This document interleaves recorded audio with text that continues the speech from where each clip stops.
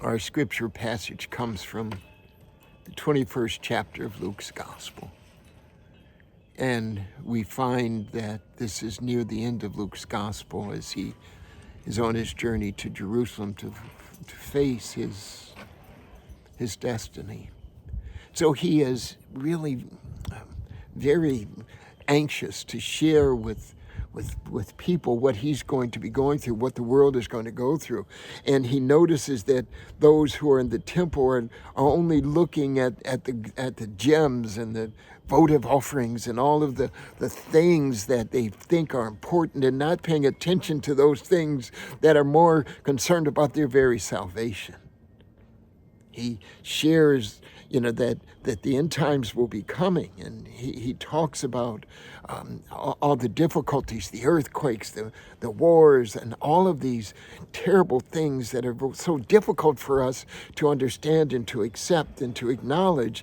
And it's kind of like what Mark Twain said, it's not what I don't understand in the Bible that troubles me. It's what I do understand in the Bible that troubles me. And Christ is troubled. He knows his end times are coming. And he shares with us, even to today, that one day the end times will come.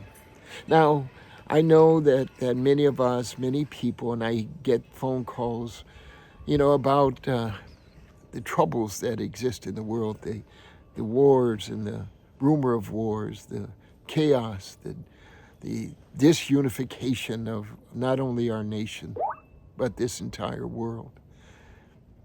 And yet, when we look back the last 2,000 years, the world has seen the enslavement and murder of millions upon millions of people in every single continent: Africa, Europe, Asia, Australia, South America, North America. We have seen enslavement and murder. We have seen tsunamis and hurricanes that have destroyed. We have seen innocent people killed. We have seen tyrants seem like they will never meet what we feel is their just returns.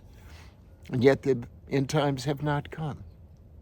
Seems like the end times have been coming for an awful long time. And yet we are told that we should not worry about the end times. What we have to worry about is being on time. You and I must concern ourselves about our very salvation. How are we living through our times? And I know that it seems like for so many of us, the end times have come.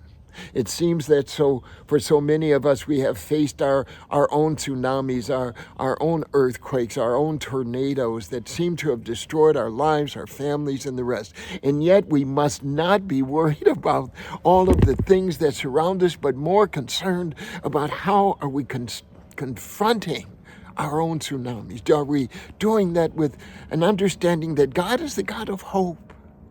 God is a still speaking, still forgiving, still loving God, even in the midst of chaos, even in the midst of those things that seem like they aren't fair. Because, see, God is still on his throne. And we are still servants of God. Even though some may be gazing upon gems and money and power and all of that, we are to be concerned more about our life every single day, and how are we being the best that we can be, even in the midst of difficult moments, even in the midst of difficult times, even in the midst of disappointment and betrayal. We are still the children of God. Their hope continues. So we can't be dissuaded to look upon things that are only temporary. We are to look at those things and prepare ourselves for eternity. Therein lies our hope. You see, here's what I've learned from a very dear friend.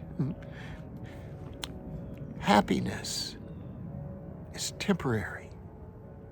Joy is eternal. Joy comes from our soul. Happiness comes from our flesh. Now, I am not saying that we should not be happy. We should.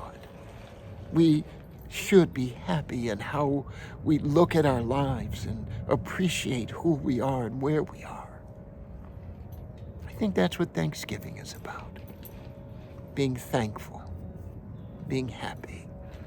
But it's all underlined with joy. And that's why we can get up each morning and say on this and every Thanksgiving day, Lord, what are we going to do today?